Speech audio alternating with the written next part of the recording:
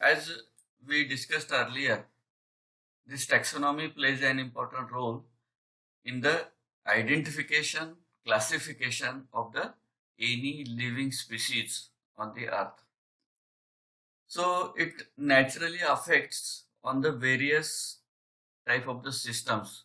The type of the system मध्ये आपण शिकलेलो आहोत की there is the natural classification system, phylogenetic classification system.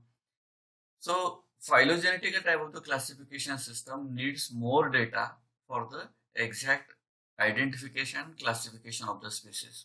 And that's why we are collecting data from the various branches, and these branches are related to the botany. Okay, we continue with that. Now ecology is also the one of the important branch. While study the ecology, we comparatively study it along with the environment, ecology and environment, because both these structures are dependent on the biotic and abiotic factors. So it is much dependent on the older taxonomy. Previously, we observed that the ecological and the environmental characters are just noted down. What type of the temperature is there, what is the rainfall in that area, what type of the soil is there where the plants are growing. So such type of the ecological observations were noted down on the paper or the in the field diary. But nowadays we need some more exact and accurate data for that purpose. So ecological investigations are doubtful value if they refer to the plant and animals which have not been accurately identified. आता doubtful value म्हणजे काय असते? आता take the example that you have planted one plant at your home. जसं एखादं धने आणलेत आणि कोथिंबीर तुम्ही घरी लावली. And you start observing that plant along with the temperature and all this. Firstly, we identified that the plant is sown, and on first day there is nothing. मग 7-8 दिवस गेल्यानंतर कुठं तुम्हाला एक त्याचा कोंब दिसायला लागतो.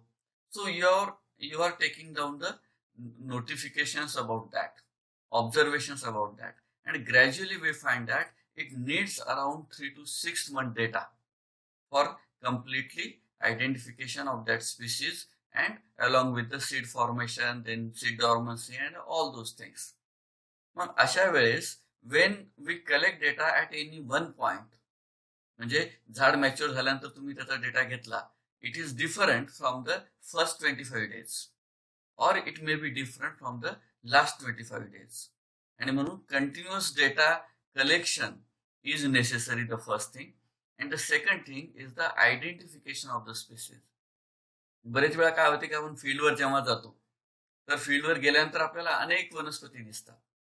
So gradually we find that त्याच्यातल्या अर्ध्या आपल्याला माहित असतात, अर्ध्यांची नावं माहित नसतात, अर्धे जंगली आहेत म्हणतो आपण, what ever it be, but it should have the name.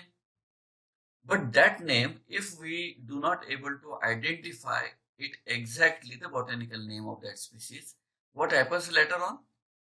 It is misidentified, and whatever observations we noted down at that location, these observations may get attached with the wrongly identified species. ज्याचं नावच आपल्याला मुळात माहित नाही त्याच्यासोबत तो data आपण जोडून देतो, आणि because of that the misinterpretation of data can be possible in such cases, because most of the ecologists, they doesn't have the basic taxonomical knowledge about the naming of the plant or the exact names of the plant. So these are the actual problems in the field. The inadequate taxonomy undermines the usefulness of ecological studies, mainly because it deprives the scientist of the opportunity to conduct independent tests and publish results. Undermines अर्थ काय होतो? It is the inadequate taxonomy. कारण ecology आणि environmental study करणाऱ्यासाठी taxonomical observation is little bit difficult task.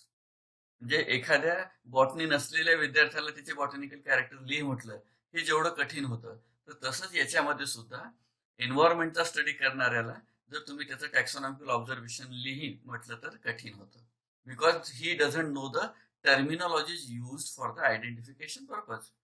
So naturally what happens? There can be the inadequate taxonomical data. And this undermines the usefulness of ecological studies. त्याचा data जर परिपूर्ण नसेल तर त्याचा actually आपल्याला त्या डेटाचा वापर करता येणार नाही. आणि म्हणून इकॉलॉजिकल डेटा हा normally we doesn't use for the purpose of identification of the species. The reason is the inadequate data which is collected by the scientist. आणि म्हणून त्याच्यावर काय होतं तर independent worker start working on that. तो individually तिथं एकटा व्यक्ती मग तिथं काम करणं सुरू करतो. Although the taxonomy and ecology are closely linked, it is necessary to recognize that the activities may have the different objectives. तसं टॅक्सॉनॉमी आणि इकॉलॉजी ह्या जवळच्या कशासाठी आहेत?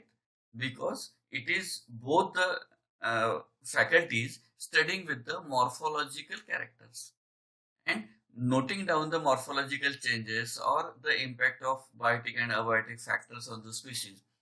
Both the things can be noted in the both the sciences. It may be ecology or it may be the taxonomy, and that's why they are closely linked. But it must have the different objectives. Ecologyचा objective काय असणार आहे?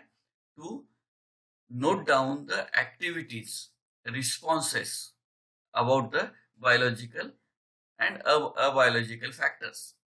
हे ecology आणि एन्व्हायरमेंटचा main objective आहे. त्याच वेळेस टॅक्सॉनॉमीचा काय मेन ऑब्जेक्टिव्ह असणार आहे? It is to exactly identify, describe and classify the species. This is the main aim of the taxonomy.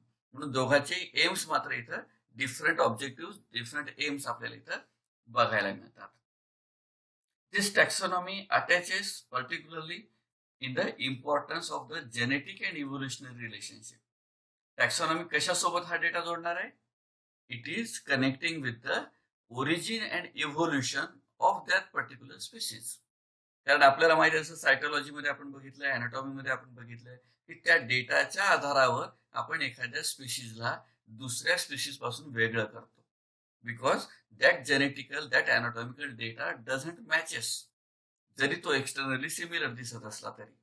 आणि म्हणून अशा वेळेस that data is necessary to identify their evolutionary trends. त्याच्यावर आपल्याला लक्षात येतं की त्याची उत्क्रांती कशी कशी होत गेलेली आहे. आणि म्हणून हा डेटा इथं महत्वाचा आहे. So similar functions can exhibit the parallel responses in contemporary ecosystems. आता इकोसिस्टम अनेक प्रकारचे आहेत आणि ह्या कंटेम्पररी इकोसिस्टम जे आपण म्हणतो तर वेगवेगळ्या लोकॅलिटीला वेगवेगळ्या पद्धतीच्या इकोसिस्टम्स आपल्याला बघायला मिळतात. जसं तुम्ही राजस्थानमध्ये गेलं तर तिथं डेझर्ट इकोसिस्टम आहे. जर तुम्ही समुद्रकिनारी गेलं तर तिथं कोस्टल इकोसिस्टम आहे, मराईन इकोसिस्टम त्याला आपण म्हणतो. ते जर नदीच्या पात्राच्या बाजूला गेल्या तर फ्रेश वॉटर इकोसिस्टम तिथे डेव्हलप झालेली असते. तर अशा पद्धतीनं locality wise they can be the different type of the ecological systems are being developed. आणि म्हणून अशांचा अभ्यास, अशांचे रिलेशन्स आपल्याला कशासोबत जोडायचे आहेत? Along with the taxonomical observations. आणि म्हणून हे थोडंसं सिमिलर असल्यामुळे ते जास्त कठीण आहे. ठीक आहे. But may have the quite different evolutionary origins. म्हणजे दोन जर प्लांट एकासारखे दिसत असतील पण तरी सुद्धा त्याची ओरिजिन मात्र वेगळी राहू शकते. Because of some ecological common factors they can grow equally or look like. ते एकामेकासारखे दिसू शकतात. जसं आता डेझर्ट इकोसिस्टम मध्ये जर आपण गेलो तर तिथं कॉमन फॅक्टर, इकॉलॉजिकल फॅक्टर काय? तिथं पाणी नाहीये. There are the higher and extremely lower temperatures. म्हणजे रात्री भयानक थंडी असते आणि दिवसा भयानक ऊन तापलेलं असते. तर अशा कंडिशन मध्ये जगण्यासाठी झाडांना काही चेंजेस स्वतःमध्ये करून घ्यावे लागतात. Normally they are the morphological and physiological changes.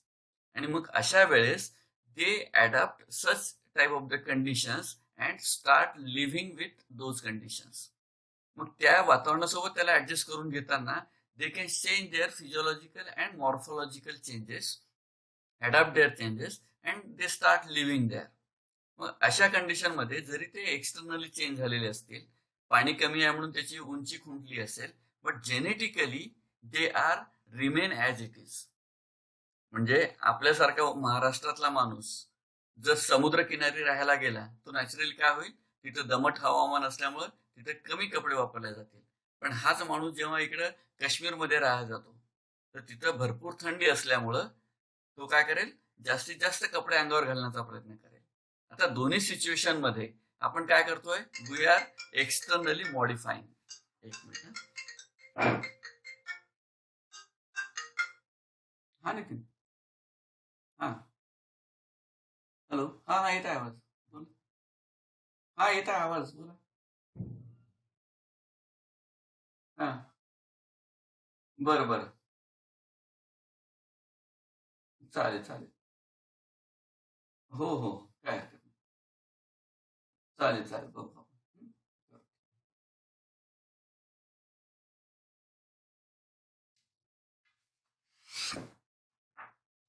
ठीक आहे. So likewise there are the changes. माझा आवाज येतोय तुम्हाला, काय डिस्कनेक्ट झाले? येतोय का?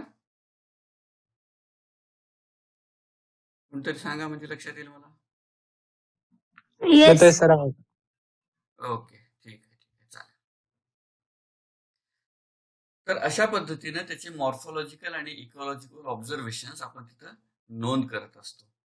So we require an alternative system to complement this already provided system by the classical taxonomy.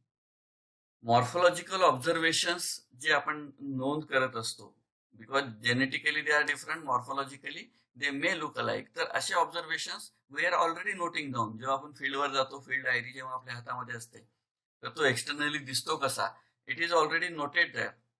पण अशा वेळेस आपल्याला काय करावं लागेल की त्याच्यासोबत एक ऍडव्हान्स सिस्टम सुद्धा आपल्याला डेव्हलप करावी लागेल, which can emphasises the another characters which R consistently correlated with the success of particular habitat or the species. कारण एखाद्या हॅबिटॅटमध्ये आपण जसं बघतो की एका विशिष्ट प्रकारच्या एरियामध्ये विशिष्ट प्रकारची झाडं येतात, तिथं तुम्ही दुसरी नेऊन लावली तरी येत नाहीत.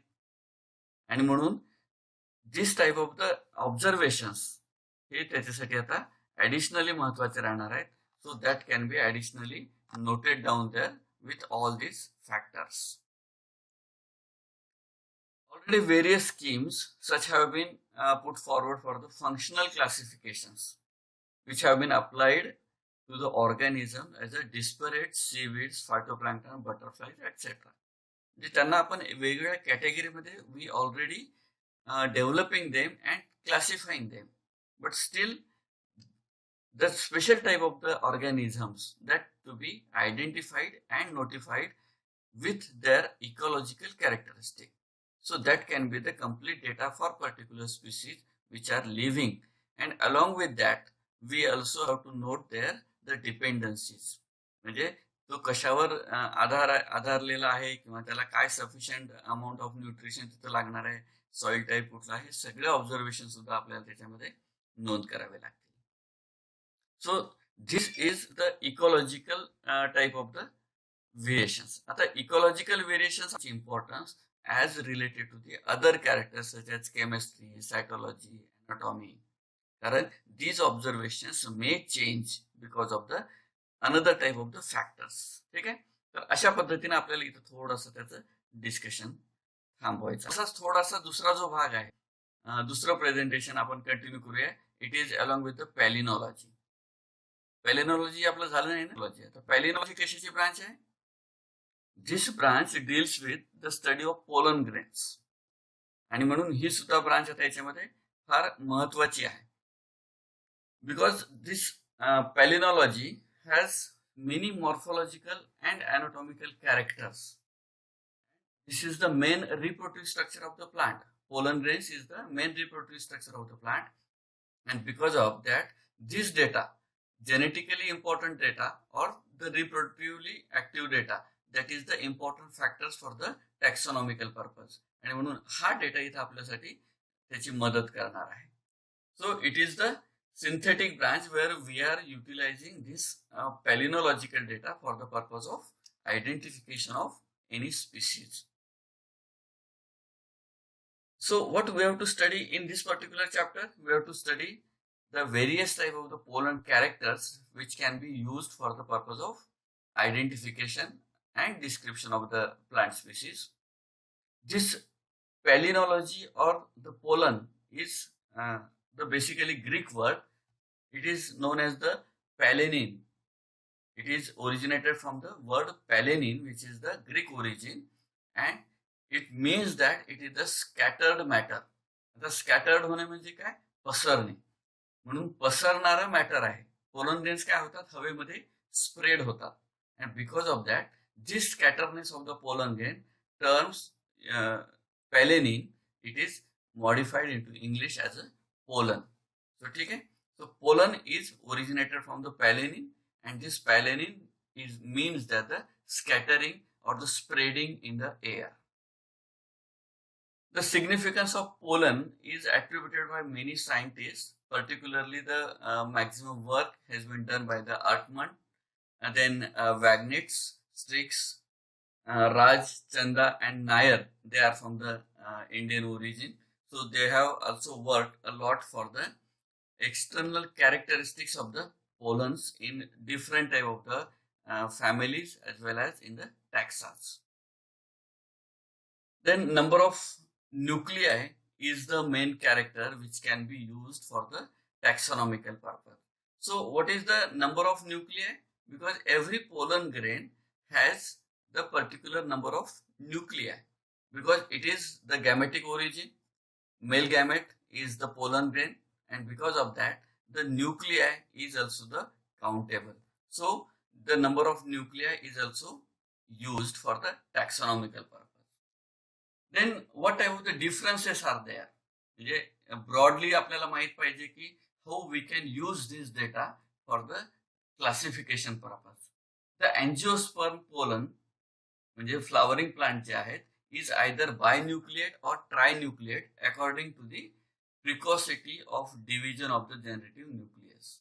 म्हणजे pollen grain जेव्हा आपण स्टडी करतो they are either binucleate or trinucleate, म्हणजे 2 न्यूक्लियाय तिथे असतील किंवा 3 न्यूक्लियाय तिथे असतील. So it is the characteristic of angiosperm pollen. पण तेच जर जिम्नोस्पर्म मध्ये काय होईल? The number is varying. The binucleate condition is considered as a more primitive than the trinucleate. म्हणजे जसं जिम्नोस्पर्म कडे येऊ आपण, the number is restricted to binucleate, whereas this trinucleate is considered as the more advanced nuclear condition. म्हणून binucleate condition is considered as a primitive than the trinucleate condition. 3 nuclei असेल तर ती advance species आहे, 2 nuclei 1 nuclei असेल ती basic condition आहे किंवा लेस इव्हॉल्व्ड situation आहे. In the centrospermy is one of the order of the angiosperm where we can find the pollens are uniformly trinucleate. मग युनिफॉर्मली ट्रायन्यूक्लिएट याचा अर्थ काय आहे? They are more advanced. बरोबर आहे. वरच्या स्टेटमेंट मध्ये आपण काय म्हटलेलं आहे? Binucleate condition is considered as a more primitive than the trinucleate. म्हणजे सेंट्रोस्पर्मी मध्ये जर युनिफॉर्मली ट्रायन्यूक्लिएट पोलन ग्रेन आपल्याला सापडत असतील तर याचा अर्थ काय आहे की it is more advance genera. मग क्लासिफिकेशन मध्ये आपण काय करत असतो की बेसिक जेनेरा सुरुवातीला घेतो आणि ऍडव्हान्स जेनेरा ह्या शेवटी टाकतो. तर त्याच्या क्लासिफिकेशन नुसार जर आता आपल्याला विचार करायचा झाला तर this type of pollens are to be put in the classification system at the last of the end of that particular group. म्हणजे दे आर मोर ऍडव्हान्स्ड. ठीक आहे. मग त्याच्यामध्ये कुठले कुठले आहेत? मोनोकॉट मध्ये प्रामुख्याने लिलिएसी इज बायन्यूक्लिएट. द अपेटॅलस और पॉलिपेटॅलस डायकॉट आर द बायन्यूक्लिएट, आणि बाकी जे आहेत गॅमोपेटॅलस ते आर ट्रायन्यूक्लिएट. मग तुम्ही आता थोडं बेंथमॅन हुकरची क्लासिफिक सिस्टम डोळ्यासमोर जर आणली तर तुम्हाला लक्षात येतं की जो लिलिएसी ग्रुप आहे तो लिलिएसी मध्ये लिलिएसी किंवा लिली एल्स ही जी ऑर्डर आहे त्याच्यामध्ये लिलिएसी सुरुवातीला ठेवलेली असतात आणि त्याच्याशी संबंधित दुसऱ्या फॅमिली ह्या नंतर ठेवलेल्या असतात, कारण लिलिएसी मध्ये बायन्यूक्लिएट पोलन ग्रेन आहे. पण तेच जर पॉलिपेटॅलस डायकॉट असतील तर त्याच्यामध्ये बायन्यूक्लिएट आहे, आणि तेच गॅमोपेटॅलस असतील तर त्याच्यामध्ये ट्रायन्यूक्लिएट आहे. म्हणजेच पॉलिपेटॅलस ग्रुप हा आधी ठेवला जाईल आणि त्याच्यानंतर ट्रायन्यूक्लिएट ग्रुप हा नंतर ठेवला जाईल क्लासिफिकेशन सिस्टम मध्ये. तर याच्यासाठी आपल्याला मदत कशाची होत आहे? It is the use of number of nuclei for the classification purpose. Then second most important character is the shape and symmetry. The shape and symmetry of the pollen grain is also plays an important role. Normally we find that they are spherical in shape. ते थोडेसे गोल आहेत, बरोबर आहे. पण ते गोलच आहेत का, प्रत्येकाचे गोलच असतील का, गरजेचे नाही. So the shape and symmetry of pollen grain is the nothing but the showing the architecture, external architecture of the exine stratification, sculpture and structure and type, number, position, shape and structure of its aperture आणि त्याच्यासोबत असलेले इतर character. म्हणजे pollen जेव्हा आपण study करतो तर फक्त त्याचा शेप तर आपण बघत नाही, along with we find the exine stratification. Pollen grain मध्ये काय होतं, दोन पद्धतीचे वॉल्स आहेत. One is externally present, that is the exine, and which is inside the exine, that is the intine. तर एक्झाइन आणि इंटाइन जर स्ट्रॅटिफिकेशन किंवा त्याच्यावर जे मार्किंग्स असतात, एक्सटर्नल ऑर्नामेंटेशन आहे, so this ornamentation is present only on the exine surface. Sculptures and structure, number, position, shape, these are related to the aperture, जिथून pollen tube निघते. कारण एक सीड आहे समजा किंवा पोलन ग्रेन आहे, तर पोलन ग्रेन इंटॅक्ट असणार नाही. There must be the some holes to the exine from where there is the generation or the production of pollen tube can be taken place. आणि म्हणून अशा पोलन ट्यूब निघण्यासाठी त्याच्यावर किती aperture आहेत, किती छिद्र आहेत, तर त्या छिद्रांची संख्या ही सुद्धा आपल्यासाठी इथं महत्वाची असते. आणि म्हणून त्याला म्हटलेलं आहे नंबर, पोझिशन, त्याची पोझिशन कुठे कुठे आहे, वॉलच्या कुठल्या बाजूला आहेत, म्हणजे अपर एंडला आहे, लोअर एंडला आहे का, middle position of the that pollen grain मधल्या लाईनवर आहे. तर ह्या सगळ्या शेप आणि स्ट्रक्चर आणि अपर्चरचा नंबरच्या बेसिक कॅरेक्टर्स, ही सगळे कॅरेक्टर्स आपल्याला पॅलिनॉलॉजी मध्ये इम्पॉर्टंट असतात. The palynological characters mostly used to solve the taxonomical problems.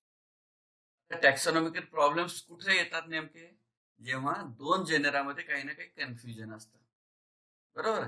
तर अशा कन्फ्युजन मध्ये किंवा एक्सटर्नली सिमिलर असू शकतात किंवा दोन वेगवेगळ्या एरियात आहेत पण ते सिमिलर दिसतात, असे अनेक सिच्युएशन्स आपल्याला नेचरमध्ये मिळत असतात. So these doubtful generas will pollen grain and its characters can be used for the such type of the disputes that can be solved by such type of the observations. ठीक है. Cronquist in 1981 has noted that several workers have made the exclusive use of pollen characters only for providing the classification of angiosperm. म्हणजे फक्त pollen ग्रेनच्या माध्यमातून आपण identification कसं करू शकतो. आता तुम्हाला आठवत असेल आपण आधार सोबत आपल्या दोन गोष्टी लिंक केलेल्या आहेत.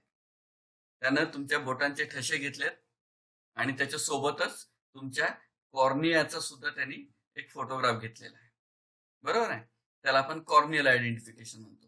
म्हणजे दोन कॅरेक्टर्स त्याने यूज केलेत. तसंच जर प्लांट आपल्याला आयडेंटिफाय करायचे असतील तर त्याचे शेकडो कॅरेक्टर तर मॉर्फोलॉजिकल आहेतच, but along with that only one character of one of them can also be used as a fingerprint data. आपल्याला माहित आहे fingerprint never matches with the other even though we are looking alike. म्हणजे माणूस हा, जगातली सगळी माणसं ही माणसासारखीच दिसतात आणि सगळ्या बाया बायासारखे दिसतात. म्हणजे याचा अर्थ काय, द स्पीशीज वाईज जसे सगळे प्लांट्स आपल्याला सारखे दिसतात, but there are thousands of minor differences in every species. त्या स्पीशीजच्या आयडेंटिफिकेशन, कॅरेक्टरच्या आयडेंटिफिकेशन नुसार आपण एकामेकाला वेगळे करतो आणि म्हणून आपले नावं वेगवेगळे असतात. Because though we are taxonomically morphologically similar, but there are thousands of micro characters which are dissimilarize us. बरोबर आहे, आपल्याला ते वेगळे करतात. तसंच प्लांटमध्ये जसा हा पोलन आहे, ओरीची पोझिशन असेल, स्टोमॅटाज असतील, लिफ्टचा सरफेस असेल, every character is different at the micro level. आणि म्हणून त्या मायक्रो लेवलला त्याचा डिफरन्स असल्यामुळं क्रॉन्क्विस्टनं काय केलं की फक्त पोलन ग्रेन घेतला आणि पोलन ग्रेनच्या माध्यमातून त्यानं क्लासिफिकेशन ऑफ अँजिओस्पर्म करण्याचा प्रयत्न केला. म्हणजे ओनली वन कॅरेक्टर. मग अशा पद्धतीने जर आपण केलं तर काय होऊ शकेल, जसं सुरुवातीला लिनायसनं केलेलं होतं, लिनायसनं काय केलं, only one character or two characters he has taken for the classification purpose. मग त्यानं अँड्रोशियम आणि गायनिशियम असे दोन कॅरेक्टर घेतले की ज्याच्या आधारावर त्यानं पूर्ण क्लासिफिकेशन ठेवण्याचा प्रयत्न केला. पण नंतर लक्षात काय आलं की एक स्टेमन असलेले असे शेकडो प्लांट्स आहेत की ज्यांचा एकामेकांशी फार संबंध नाही, म्हणजे जेनेटिकली दे आर डिफरंट. पण स्टेमन एक हे कॅरेक्टर मी गृहीत धरलं आणि त्याला एका ग्रुपमध्ये टाकलं. पण त्याच्यामुळे काय झालं, क्लासिफिकेशनचा जो पर्पज आहे, आपल्या क्लासिफिकेशनचा जो उद्देश आहे की त्याच्या मागे त्याची इव्होल्युशन कसं झालं हे आपल्याला कळलं पाहिजे, कोणता ग्रुप कशाशी संबंधित आहे हे आपल्याला कळलं पाहिजे, हा पर्पज त्याच्यामध्ये सॉल्व्ह होत नाही. आणि म्हणून artificial classification on the basis of single character leads to confusions. आणि म्हणून जरी कॉन्क्वेस्टनं तो प्रयत्न केलेला असेल कशाच्या आधारावर, फक्त पोलन कॅरेक्टरच्या आधारावर सेपरेट करायचा, तो प्रयत्न स्तुत्य आहे, but it cannot be used as a classification system. ठीक आहे. Then Ertmann is the scientist who has exclusively worked on the pollen characters. He used pollen characters in the discussing and solving the taxonomic problems of around 105. म्हणजे जिथं आपण म्हणतो की साधारण एक 500 जर आपल्या फॅमिलीज आहेत ओव्हरऑल, तर 500 फॅमिलीज पैकी 25% फॅमिलीजचा प्रॉब्लेम त्यानं सॉल्व्ह केलेला आहे. कशाच्या आधारावर? On the basis of pollen characters. तर अशा पद्धतीने सुद्धा काही लोकांनी त्याच्यावर संशोधन केलेलं आहे.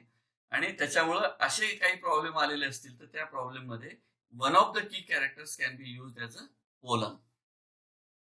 Haywood in 1967, he also used the pollen character for the identification purpose. आणि त्याचं तर म्हणणं काय आहे की जसे आपले फिंगरप्रिंट्स आहेत, that pollen of every species has the fingerprint like characters. म्हणजे जसं आपण एखाद्या क्रिमिनलला आयडेंटिफाय करायसाठी त्याचा फिंगरप्रिंटचा उपयोग करतो कारण तो दुसऱ्यासोबत मॅच होत नाही, तर त्याच पद्धतीनं इथं सुद्धा आपल्याला बघायला मिळतं की pollen character also behaves, works as a level of that fingerprint identification. आता मोनोसल्केट आणि ट्रायकॉल्पेट पोलन्स. आता मोनोसल्केट आणि ट्रायकॉल्पेट हे पोलनचे टाइप्स झाले. आता अशा टाइप्सच्या आधारावर मग त्यांनी काय केलेलं आहे, त्याचं क्लासिफिकेशन मध्ये त्याचा उपयोग करून घेतलेला आहे. जॉन्स आणि लुशिंजर काय म्हणतात, he has mentioned that the angiosperm contain two basic kinds of pollen grains, monosulcate आणि ट्रायकॉल्पेट. म्हणजे एकच छिद्र असलेला, एकच त्याला मार्किंग असलेला एक पोलन असेल आणि दुसरे जे असतील त्याला 3 मार्किंग आहेत. म्हणजे मोनोकार्पेलरी, बायकार्पेलरी, ट्रायकार्पेलरी जसे ओरीचे प्रकार असतात त्याच्यातला हा मोनोसल्केट आणि ट्रायकॉल्पेट हा पोलन कशामध्ये मॅक्सिमम दिसतात, अँजिओस्पर्म मध्ये. The monosulcate pollen grains has the characteristic of primitive dicotyledons, where the monocotyledonae आणि टेरिडोस्पर्म आणि सायकॅड्स मध्ये हे प्रामुख्याने आपल्याला मोनोसल्केट स्टेमन्स हे दिसतात. म्हणजे मोनोसल्केट असेल तर तो थोडासा प्रिमिटिव्ह प्रकारचा अँजिओस्पर्म असेल, हे याच्यावरून आपल्याला लक्षात येतं. सच पोलन ग्रेन्स आर बोट शेप्ड. सल्केट म्हणजे त्याच्यामध्ये असलेली नॉच, तर ते नॉच मुळे असल्यामुळे आपल्याला ते बोट शेप दिसतात. Outline and projects the long germinal furrow. म्हणजे जशी आपली ओंजळी असते, तर हा मधला भाग म्हणजे पूर्ण त्याचा काय आहे, इट इज द सल्केट म्हणजे फरो. एखादी त्याला आपण काय म्हणू, फरोला जसं दोडका तुम्ही बघितलेला आहे, त्याला रिजेस आणि फरोज असतात. रिज म्हणजे वर आलेली बाजू आणि फरो म्हणजे खोल गेलेली बाजू. तर खोल गेलेल्या बाजूला ते बोट शेप आपल्याला स्ट्रक्चर त्याच्यामध्ये बघायला मिळतं. तर हे अशा पद्धतीचे germinal furrow is the germinal aperture is longer in such cases. Then tricolpate pollens, these are nothing but the advanced in dicotyledons member. जे मोनोकॉट मध्ये मोनोसल्केट आहेत, तर ट्रायकॉल्पेट कशामध्ये आहेत, डायकॉटिलिडन्स याच्यामध्ये आहेत. तर such pollen grains have 3 germinal apertures and they are globose in shape.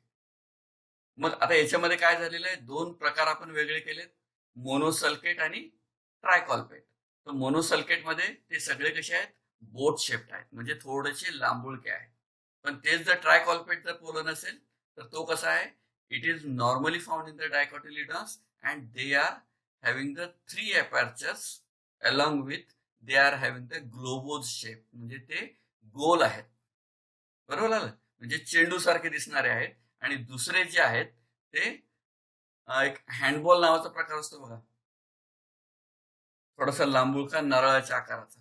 तर तो नारळाच्या आकाराचा जो बॉल होता, तर त्या बॉलचा आणि साध्या गोल बॉलचा याच्यामध्ये तुम्ही एक अंदाज बांधू शकता. ठीक आहे. पण आता याच्यामध्ये दुसरं वैशिष्ट्य काय, ट्रायकॉल्पेट मध्ये these are having the 3 germinal openings, म्हणजे जिथून ती पोलन ट्यूब निघणार आहे, तर त्या पोलन ट्यूबचे इथं चान्सेस केले आहे एका ठिकाणाहून एका पोलन ग्रेनमधून 3 पोलन ट्यूब निघणार आहेत. आणि 3 पोलन ट्यूब निघतील याचाच अर्थ काय आहे की they are having the maximum chance to be connected with the ovary. कारण ह्या पोलन ट्यूब कुठे जाणार आहे, पोलन न्यूक्लिया घेऊन त्या स्टिग्मावर डिपॉझिट झाल्यानंतर त्या ओव्हरीपर्यंत त्यांना जायचं आहे. Here the chances is tripled than the monosulfate स्टेमन.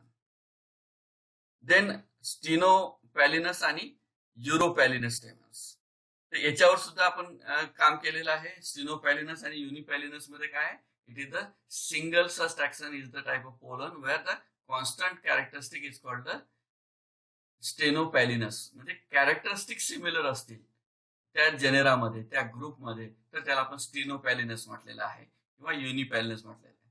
आणि दुसरा जो आहे त्याच्यामध्ये काय असते प्रामुख्याने, on the other hand in such taxa we find the pollen types vary in the size, aperture, exine stratification etc. with the grains of various aperture forms. मग दुसरे जे युरोपॅलिनस आहेत त्याच्यामध्ये आपल्याला काय दिसतं, there is the differences in the various type of the number is vary, exine stratification is varied, as well as the size of pollen grain is also varied in such type of the forms. So this NPS system is also used. This system deals with the characteristics. So palynological characteristics are used for the identification purpose. त्याला आपण NPS system म्हणतो. And this system is nothing but the diagnostic system. याच्या माध्यमातून तुम्ही डायग्नोसाइज करू शकता की which character has the more importance. याच्या आधारावर म्हणजे only on the basis of the palynology there are about the 16 Indian species of Cyperus. Cyperus म्हणजे लव्हाळीचं झाड, नदीच्या पात्रामध्ये जी झाडं येतात त्याला आपण लव्हाळी म्हणतो. So these Indian 16 species of Cyperus has been developed and identified on the basis of this pollen character. The aperture morphoforms of the pollen म्हणजे एक्सटर्नल फीचर जे आहेत फक्त त्याच्या आधारावर, एक्झाईनच्या स्ट्रॅटिफिकेशनच्या आधारावर आम्ही त्याच्या 16 species of only one genus, एका जीनसच्या 16 स्पीसीज आपण डिफरन्स त्याचा मार्कआउट करून त्याला वेगळ्या करू शकलेला. ठीक आहे. तर अशा पद्धतीचं एक्झाईन आणि इंटाईनच्या कॅरेक्टरच्या आधारावर आपण स्पीसीज लेवल पर्यंत याला वेगळं करू शकतो किंवा सेपरेट करू शकतो. There are many distinctive pollen types, वेगवेगळे प्रकारचे त्याच्यामध्ये मॉडिफिकेशन्स आपल्याला बघायला मिळतात. डिटेल पॅलिनॉलॉजिकल ऑब्झर्वेशन हे आपल्याला याच्यामध्ये आपण जरी घेतलेलं नसेल तर त्याच्यामध्ये various micro level characters are there, very different characters are there that can be used for the taxonomical purpose. आता जसं आपण इलेक्ट्रॉन फोटोग्राफी जर बघितली, electron microphotography which exhaustively exclusively shows the ornamentation of the exines. So that exine plays an important role for the purpose of the taxonomical observations. These grains normally are in the tetrads. म्हणजे पोलनचे चारचा एक जो गुच्छ असतो त्याला आपण pollen टेट्राड्स म्हणतो. So this character is normally found in most of the monocot and dicot families. तर फक्त टेट्राडच्या आधारावर तुम्ही काही ग्रुप्स त्याचे करू शकता. तर अशा पद्धतीनं various polar characters which R use for the identification purpose. ठीक आहे. तर अशा पद्धतीनं आपण याच्यामध्ये याचं डिस्कशन इथं थांबवत आहोत. म्हणजे आज आपण 2 गोष्टीवर डिस्कशन केलेलं आहे. The first thing is the ecology, what are the use of ecology. आणि जसं तुम्हाला मी सांगितलं की ecological data is not that much distinctive data that can be use for the taxonomical purpose. At the same time, the another data which is we just discussed of palynological data or the pollen grain exine stratification, pores present on the particularly pollen grains, monosulcate आहे का ट्रायकॉल्पेट आहे, तर ह्याच्या आधारावर त्याचं basic classification आपल्याला करता येऊ शकतं आणि म्हणून अशा पद्धतीनं त्याचा ऑब्झर्वेशन्स आपण इथं नोंद करत असतो. On the basis of that one example आपण घेतलेलं होतं, it is of Cyperus, where we find there are 16 different species of Cyperus can be used for the purpose of separation from genera from species to species. तर एका जेनेराच्या 16 स्पीसीजच्या pollen गेनमध्ये ऑब्झर्वेबल differences आहेत. याचाच अर्थ pollen grain can be utilized for the species level आणि म्हणून taxonomical observations on the basis of pollen grain is also has the valid data for the identification.